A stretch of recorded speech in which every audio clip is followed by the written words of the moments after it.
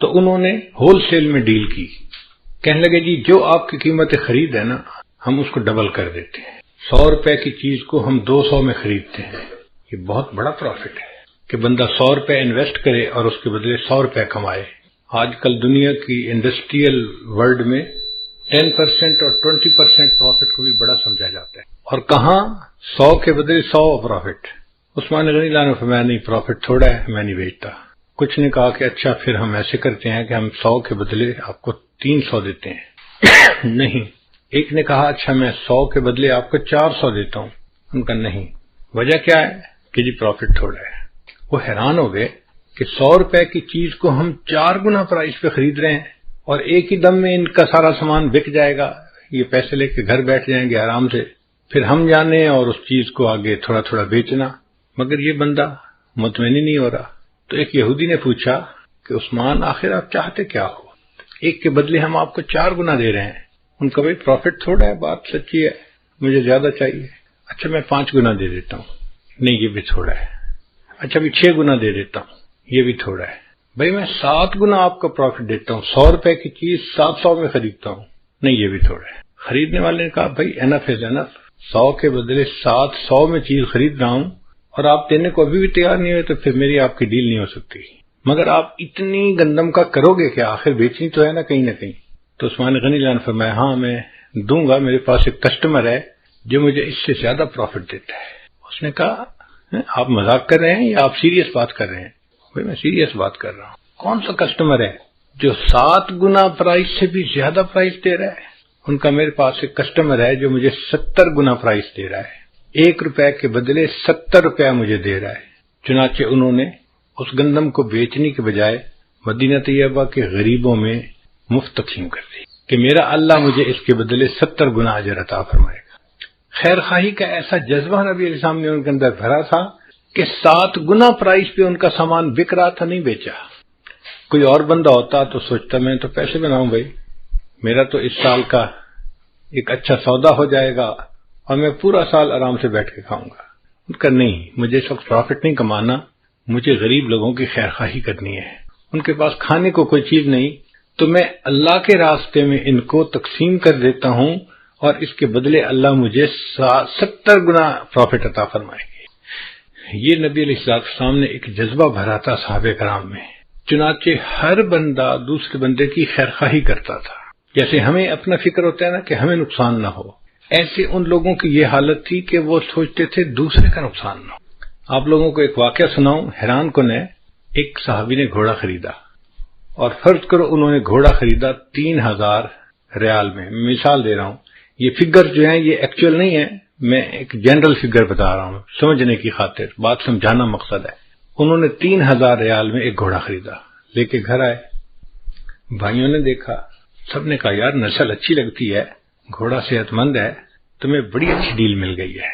ویسے سچ بتاؤں نا تو گھوڑا تو لگتا ہے 4000 ریال کا، اور تمہیں 3000 میں مل گیا تو اچھا سودا مل گیا بھائی، مبارک ہو۔ اب اس نے سن لیا کہ پرائس 4000 تھی اور دینے والے نے مجھے سستا بیچ دیا، ہم ہوتے تو شکر ادا کرتے کہ اچھی ڈیل ہو گئی۔ وہ اگلے دن اٹھے اور 1000 ریال اور جیب میں ڈالا اور گھوڑے کے مالک کے پاس گئے، بھئی کل میں نے آپ سے گھوڑا خریدا تھا، آپ کو اپنی چیز کی ورث کا پتہ نہیں تھا، وہ 4000 کا گھوڑا تھا، آپ نے مجھے 3000 میں دیا، میں آپ کا نقصان نہیں کرنا چاہتا، 1000 ریال آپ مجھ سے اور لے لیں۔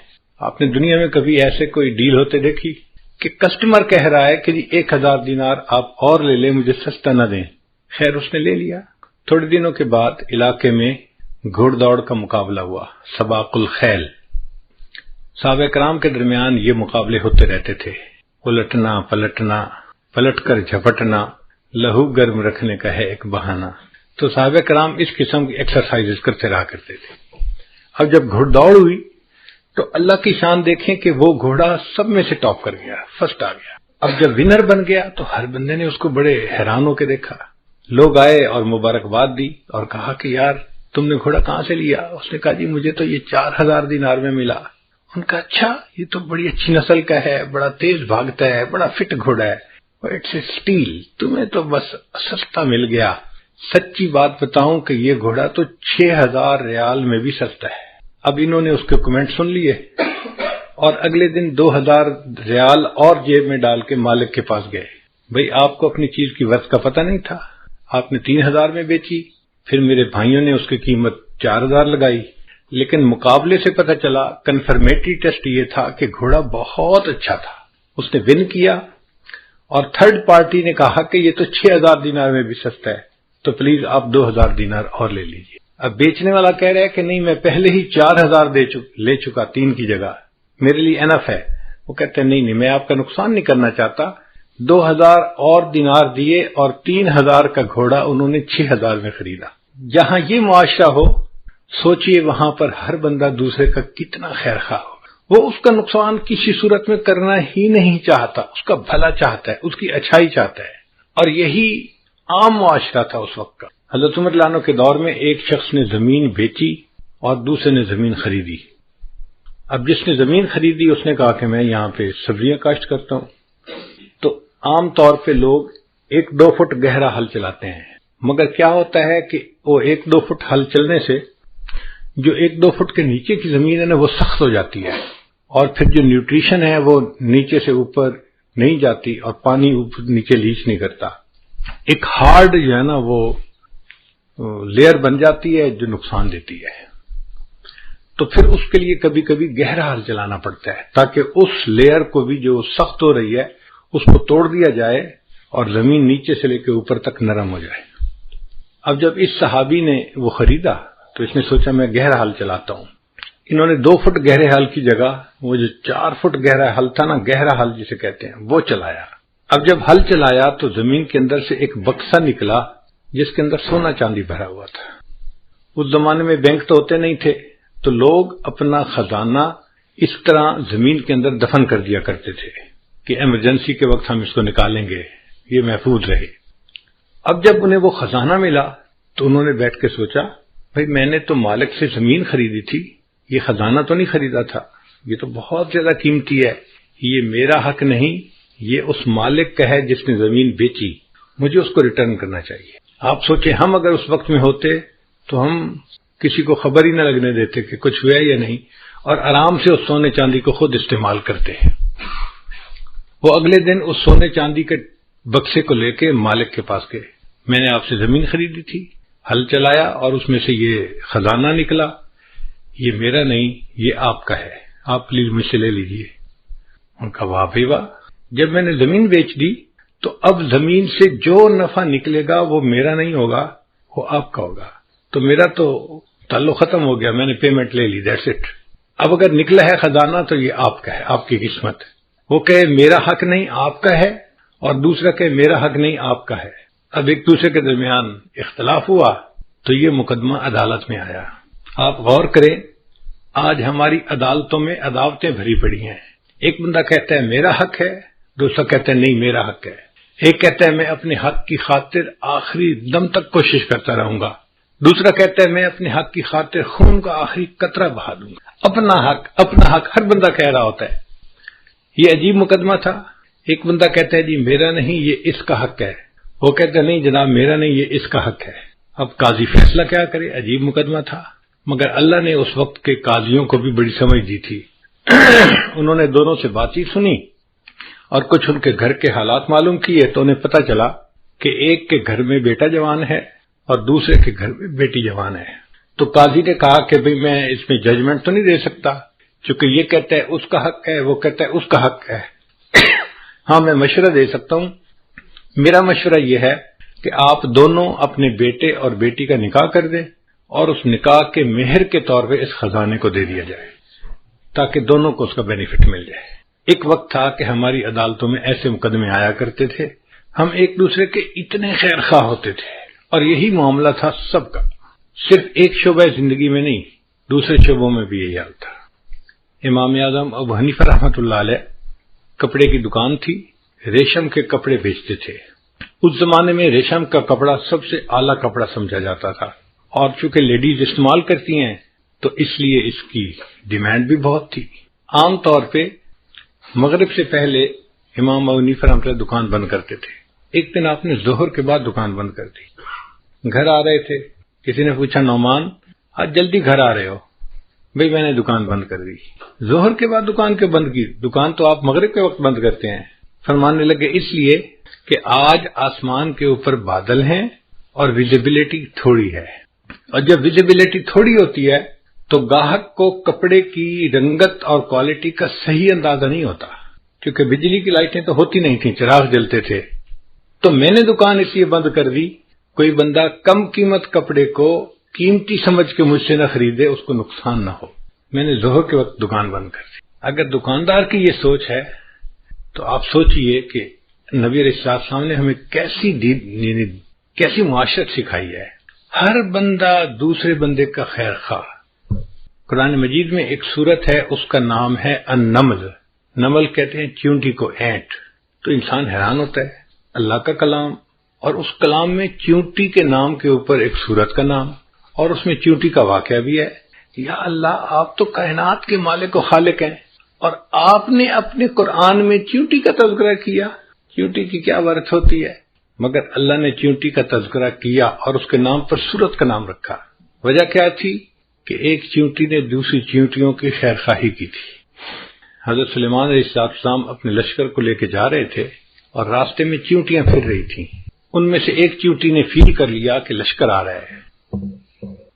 اس نے اعلان کیا، یا ایتھا النمل ادخلوا مساکنکم، اے چیونٹیوں اپنے بلوں کے اندر داخل ہو جاؤ، سلیمان علیہ السلام کا لشکر آ رہا ہے. ایسا نہ ہو کہ وہ تمہیں پاؤں کے نیچے کچل کے چلا جائے اور تمہیں پتہ ہی نہ چلے.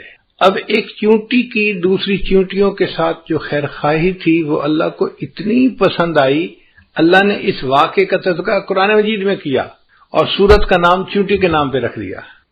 غور کرنے کی بات ہے، اگر ایک چیونٹی دوسری چیونٹیوں کی خیر خواہی کرتی ہے، اللہ کو وہ بات اتنی اچھی لگتی ہے. ایک انسان دوسرے انسان کی خیر خواہی کرے گا، اللہ کو یہ بات کتنی اچھی لگے گی. تو ہمیں چاہیے کہ ہم اپنے اندر خیر خواہی کا جذبہ بڑھائیں. ہم سمجھتے ہیں ہم بڑے خیر خواہ ہیں، لیکن اگر بیٹھ کے سوچیں گے نا، اینالائز کریں گے تو ہم بدخواہ بھی بڑے ہیں. دوسرے کا اچھا دیکھ بھی نہیں پاتے، کبھی اس کا اچھا نہیں اچھا لگتا، کبھی اس کا اچھا نہیں اچھا لگتا. اس لیے ہمارے دل میں نفرتیں ہیں، عداوتیں ہیں، چھپی ہوئی دشمنیاں ہیں ایک دوسرے کے ساتھ. اور دفتروں کے ماحول میں تو یہ جیلسی بہت زیادہ نظر آتی ہے. اس کو کہتے ہیں پروفیشنل جیلسی. اللہ اکبر کبیرہ. ہمیں ایک مرتبہ عجیب تجربہ ہوا. ہمارے ایک دوست تھے شارجہ کے رہنے والے، مجھے کہنے لگے کہ حضرت میں آپ کو کریب کی شکار کے لیے انوائٹ کرتا ہوں اپنے گھر. کھانا کھائیں گے مغرب کا، اور پھر مغرب کے فوراً بعد بیچ کے اوپر میرا گھر ہے، تو ہم سمندر میں جائیں گے اور کریب کی شکار کریں گے. فشنگ کا تو ہم نے شکار دیکھا ہوا ہے، لیکن کریب کا کبھی نہیں کیا تھا، تو ہمارے لیے بھی ایک نیا تجربہ تھا. تو میں نے ان کی دعوت قبول کر لی. ہم بچوں کے ساتھ گئے. بچے بھی بڑے ایکسائٹڈ تھے چھوٹے کہ آج ہم کشتی پہ جائیں گے اور کریب کی شکار کریں گے. خیر وہ ہمیں ایک کشتی کے اوپر لے کے سمندر میں گئے. ایک خاص جگہ تھی، وہاں پہ کریب نکلتے ہی مغرب سے عشاء کے درمیان تھے. 24 گھنٹے میں یہ ان کا خاص ٹائم تھا جب وہ باہر نکلتے تھے اور ان کا شکار پاسبل تھا. آگے پیچھے وہ زمین کے اندر اور ریت کے اندر رہتے تھے، نظر نہیں آتے تھے، تو شکار نہیں ہو سکتا تھا. خیر جب وہ اس جگہ پر لے کر گئے تو کنارے کنارے پہ کوئی 4 فٹ پانی ہوگا. تو اس پانی کے اندر جو نوجوان تھے وہ تو سارے پانی میں اتر گئے شکار کرنے کے لیے. میں بوڑھا کشتی کے اندر ہی بیٹھا رہا، اور میرے ساتھ گھر کے جو چھوٹے چھوٹے بچے تھے نا، 1 سال 3 سال 2 سال، وہ ساتھ بیٹھ کے کہ ہم دادا ابو کے پاس بیٹھ کے. اب میں ہوں اور چھوٹے چھوٹے 3-4 بچے ہیں، اور وہ لوگ کریب کا شکار کر کے لا رہے تھے، اور ایک بنگالی تھا جو کشتی چلا رہا تھا. وہ لاتا اور ایک باسکٹ تھی اوپن، وہ اس کے اندر اس کو پھینک کے چلا جاتا. میں نے جب دیکھا تو اس کے اوپر کوئی لڈ نہیں تھی، کوئی ڈھکنا نہیں تھا. تو مجھے محسوس ہوا کہ چھوٹے چھوٹے بچے ہیں، بچوں میں سے کوئی باسکٹ میں ہاتھ ڈال دے گا یا کوئی کریب باہر نکل آیا تو بچے تو اس کو دیکھ کے ہی پریشان ہو جائیں گے. تو میں نے اس بنگالی دوست سے کہا بھئی اس کو ڈھانپ دو. اس نے کہا جی اس کو ڈھانپنے کی ضرورت نہیں ہے. میں نے کہا کیوں؟ کہنے لگا یہ کریب ہے. میں نے کہا پھر؟ کہنے لگے تماشا دیکھنا ہے تو یہاں آئے. میں کرسی سے اٹھ کے ذرا آگے گیا تو میں نے دیکھا کہ 15-20 کریب اس باسکٹ کے نا بیس کے اوپر پڑے ہوئے تھے.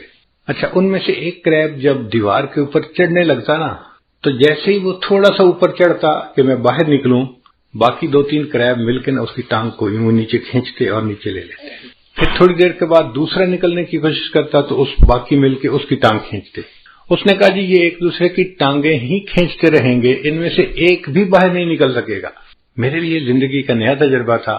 میں نے یہ منظر دیکھا اور مجھے اپنے دفتروں کا سما یاد آ گیا کہ یار بات تو ایسی ہے، ہمارے دفتروں میں معاملہ ایسا ہی ہے. ایک بندے کو اللہ عزت دیتے ہیں، پروموشن دیتے ہیں، دوسرے دو چار مل کے اس کی ٹانگ کو نیچے کھینچتے ہیں، اوپر نہ جائے. ہمارے اندر خیر خواہی نہیں ہوتی، ہمارے اندر بدخواہی ہوتی ہے. دوسرے کی چھوٹی سی بات کو زوم کر کے ہم بڑا بنا دیتے ہیں اور ایسے پیش کرتے ہیں کہ اس سے زیادہ کام چور اور سست بندہ تو کوئی ہے ہی نہیں. اسی بدنیتی کی وجہ سے پھر ہمارے دل سیاہ ہوتے ہیں اور ہمیں عبادت کی توفیق نہیں ہوتی. ہمارے علاقے میں ایک بزرگ گزرے ہیں سلطان باہو رحمۃ اللہ علیہ. ان کا پنجابی زبان میں بڑا مزے کا کلام ہے. میں ان کا ایک کلام سناؤں گا اور پھر اس کو میں اردو میں ٹرانسلیٹ بھی کروں گا. فرماتے ہیں جے ناتیاں دھوتیاں رب ملدا تے ملدا کنبیاں مچھیاں نوں. اگر نہانے دھونے سے رب ملتا تو مچھلیوں کو اور کچھووں کو رب مل چکا ہوتا، وہ تو ہر وقت ہی نہاتے رہتے ہیں. جے ناتیاں دھوتیاں رب ملدا تے ملدا کنبیاں مچھیاں نوں. یہ ذکر کیتیاں رب ملدا تے ملدا کال کڑیشیاں نوں. اگر ذکر کرنے سے رب ملتا تو ایک چھوٹا سا پرندہ ہوتا ہے، اس کو ہم اپنی زبان میں کہتے ہیں کال کڑیچھی. وہ آ کے دیوار کے ساتھ چھت کے ساتھ چپٹ جاتا ہے اور ساری رات آواز نکالتا رہتا ہے. وہ کہتے ہیں کہ وہ تو ساری رات اللہ کا ذکر کرتا ہے، اگر ذکر کرنے سے رب ملتا تو اس کو رب مل چکا ہوتا. یہ ناتیاں دھوتیاں رب ملدا تے ملدا کنبیاں مچھیاں نوں. یہ ذکر کیتیاں رب ملدا تے ملدا کال کڑیچیاں نوں. یہ سر منایا رب ملدا تے ملدا بھیڑاں سسیاں نوں. ایک بھیڑ ہوتی ہے، سسی کی بھیڑ کہتے ہیں اس کو. اس کے پورے بدن پہ بڑے لمبے لمبے بال ہوتے ہیں لیکن سر کے بال اس کے بہت چھوٹے ہوتے ہیں. تو وہ کہتے ہیں کہ اگر سر منڈانے سے رب ملتا تو پھر اس بھیڑ کو رب مل چکا ہوتا، اس کے تو سر پہ بال ہی چھوٹے ہوتے ہیں. یہ ناتیاں دھوتیاں رب ملدا تے ملدا کنبیاں مچھیاں نوں. یہ ذکر کیتیاں رب ملدا تے ملدا کال کڑیچیاں نوں. یہ سر منایا رب ملدا تے ملدا بھیڑاں سسیاں نوں. یہ جتیاں ستیاں رب ملدا تے ملدا دانداں کھسیاں نوں. اگر پاک دامنی کی زندگی گزارنے سے رب ملتا تو جو امپورٹنٹ بل ہوتے ہیں وہ تو فیمیل کے قاب سے جا ہی نہیں سکتے، ان کو رب مل جاتا. وہ تو خصی ہوتے ہیں، ان کو رب مل چکا ہوتا. تو یہ بات کر کے وہ پھر اپنا مدعا بیان کرتے ہیں. یہ ناتیاں دھوتیاں رب ملدا تے ملدا کنبیاں مچھیاں نوں. یہ ذکر کیتیاں رب ملدا تے ملدا کال کڑیچیاں نوں. یہ سر منایا رب ملدا تے ملدا بھیڑاں سسیاں نوں. یہ جتیاں ستیاں رب ملدا تے ملدا دانداں کھسیاں نوں. اور آخر پہ کہتے ہیں رب ملدا تے ملدا نیتاں اچھیاں نوں. اگر رب ملتا ہے تو اچھی نیت والوں کو رب ملتا. اگر کوئی بندہ چاہتا ہے کہ مجھے اللہ مل جائے، اس کو اپنی نیت ٹھیک کرنی پڑے گی. ہر ایک کے بارے میں دل کے اندر خیر خواہی ہو، محبت ہو، پیار ہو، ایسے بندے کو رب ملتا ہے. جس کے دل میں حسد ہو، بغض ہو، کینہ ہو، عداوت ہو، نفرت ہو، ایسے بندے کو رب کہاں ملتا ہے؟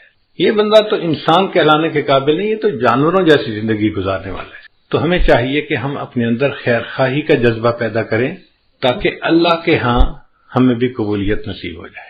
اچھا، یہ خیر خواہی کا جذبہ صرف مسلمان کی شان نہیں ہے، یہ انسان کی شان ہے. جو بھی سلیم العقل انسان ہوگا نا، اس کے اندر بھی خیر خواہی ہوگی.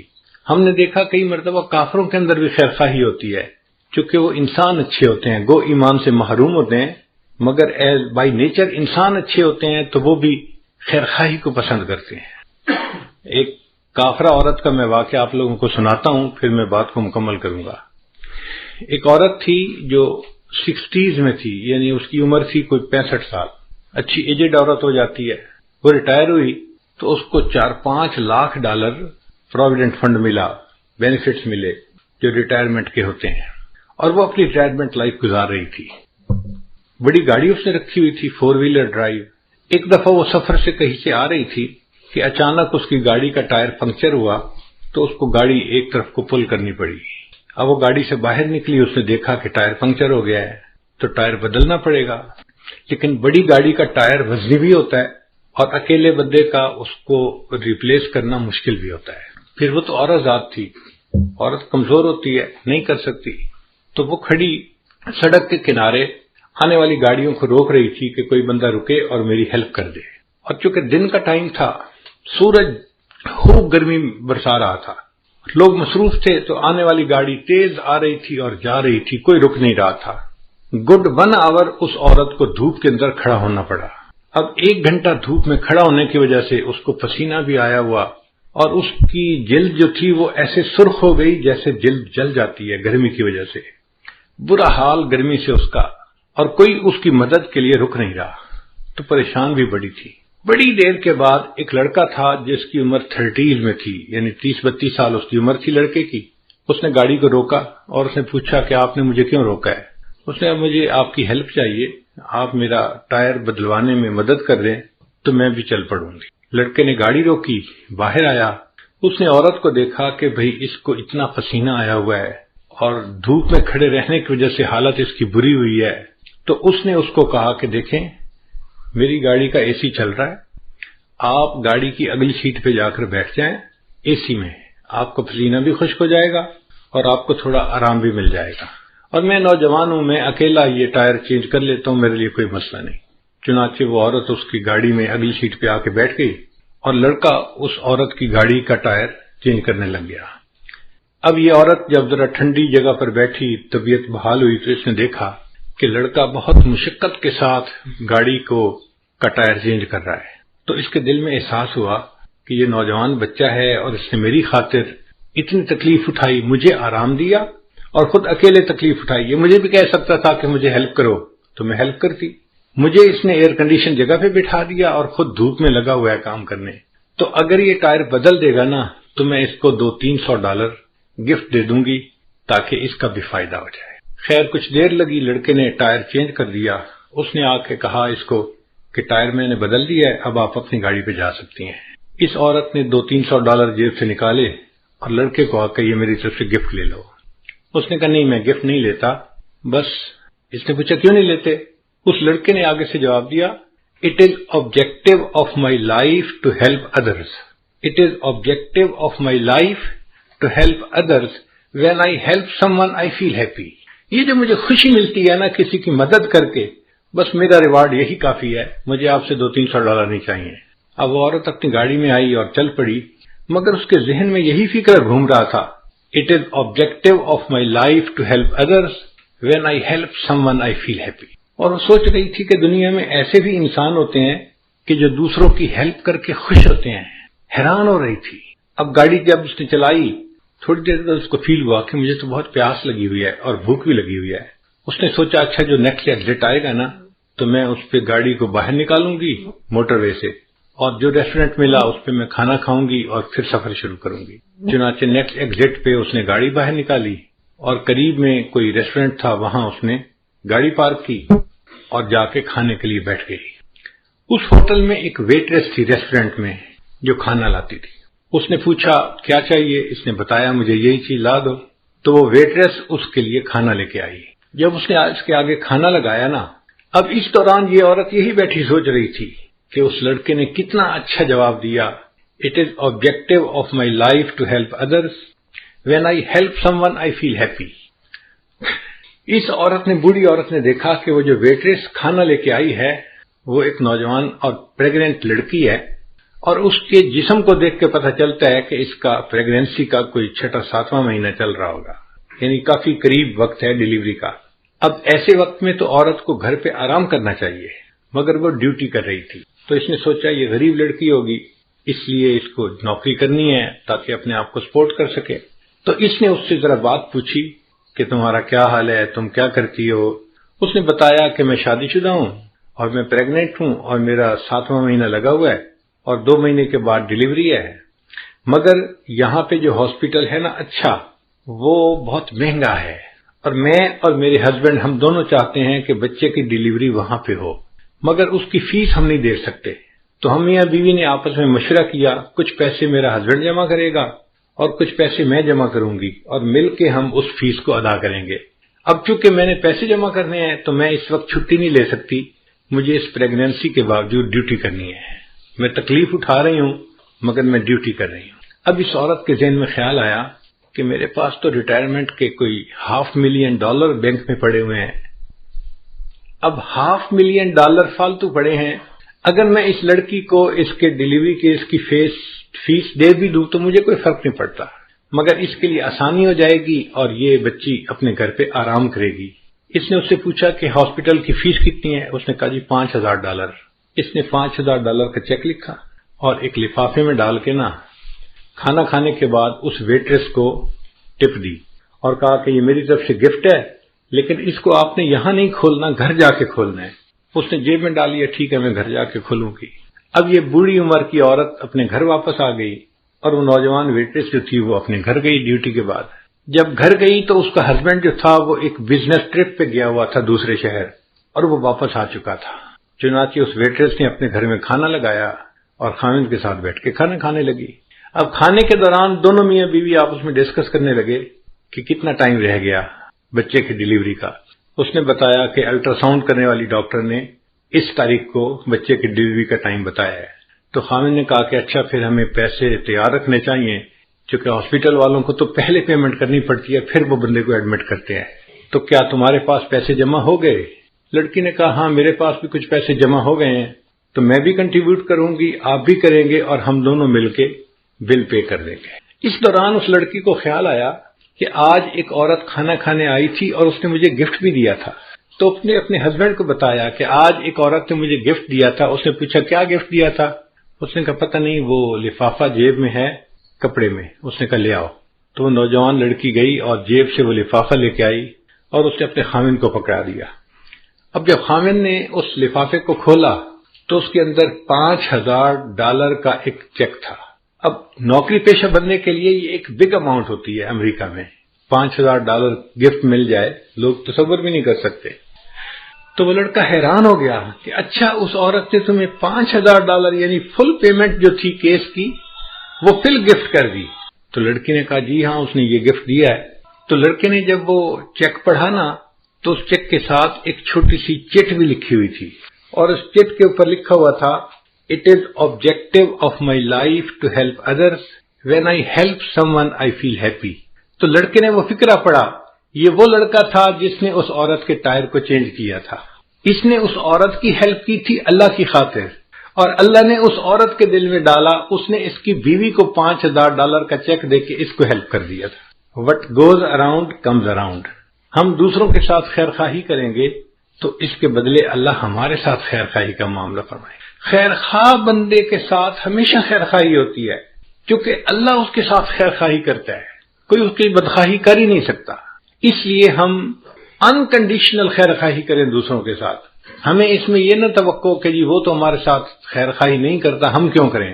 بھئی وہ کرتا ہے یا نہیں کرتا، ہم تو کریں نا۔ جب ہم کریں گے تو اللہ تعالیٰ اس کے بدلے ہمارے ساتھ بھی خیر خواہی کا معاملہ فرما دیں گے۔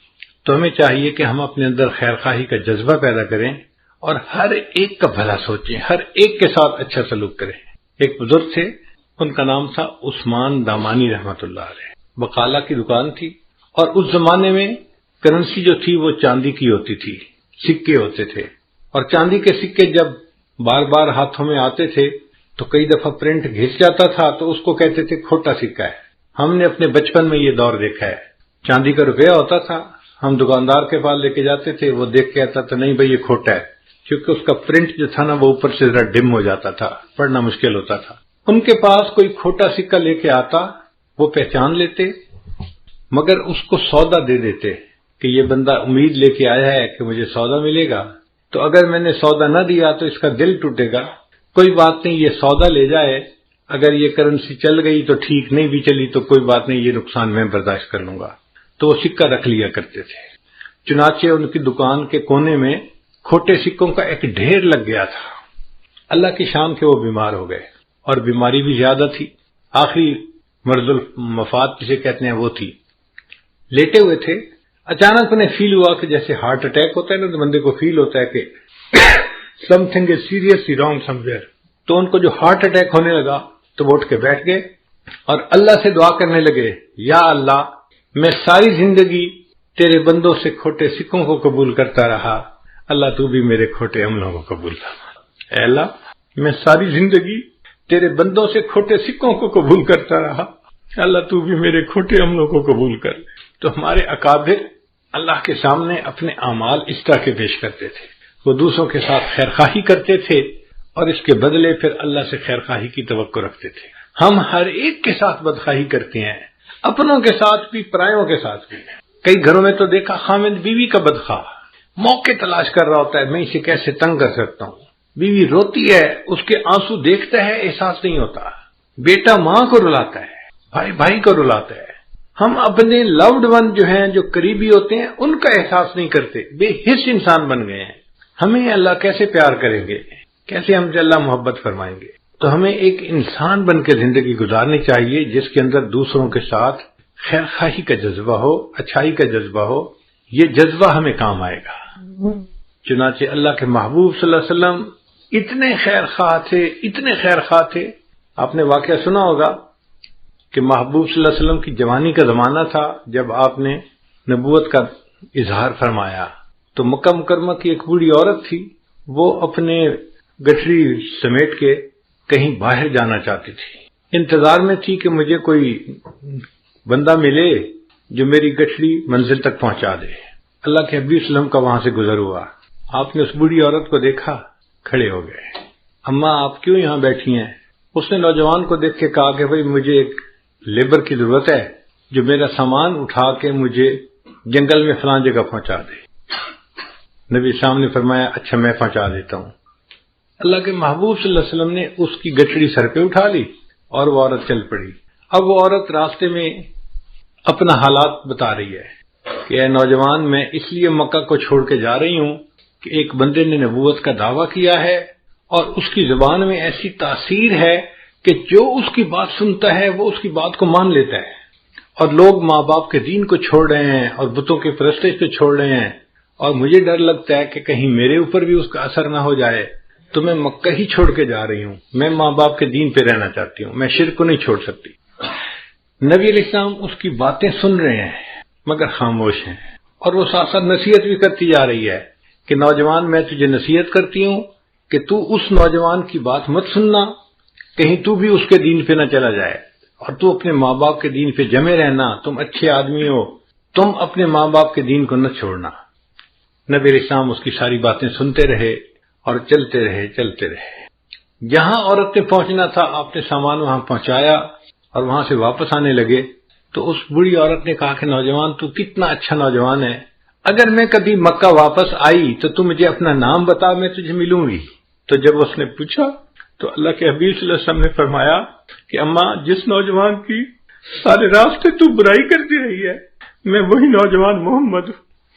بوڑھی عورت کے دل پہ اثر ہوتا ہے، وہ کہتی ہے اچھا اگر تو وہ نوجوان ہے جس کے اندر اتنی خیر خواہی ہے، میں پھر کلمہ پڑھتی ہوں، مسلمان ہو جاتا۔ اللہ کے محبوب صلی اللہ علیہ وسلم کی خیر خواہی نے ایسے بوڑھے کافروں کے دلوں کو بھی جیت لیا تھا۔